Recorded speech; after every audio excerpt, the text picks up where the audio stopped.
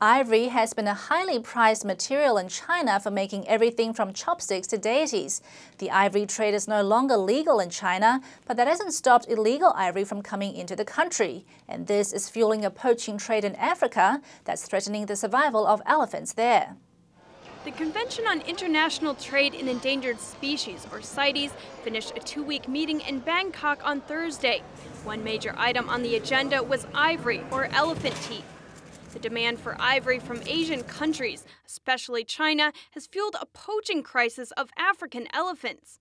Over the past century, it is estimated that 9 out of 10 elephants have died.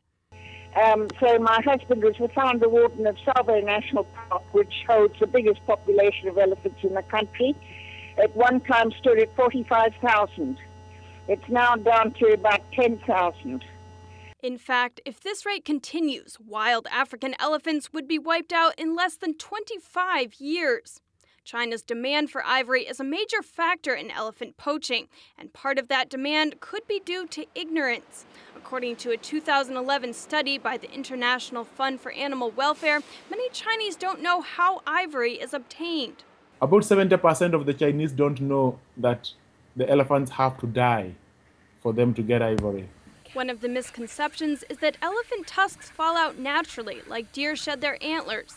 But unlike deer antlers, elephant tusks do not grow back. Daphne Sheldrick takes care of orphaned elephants at Tsavo National Park. She recounts the irony of Chinese tourists asking about ivory after seeing elephants orphaned by the ivory trade.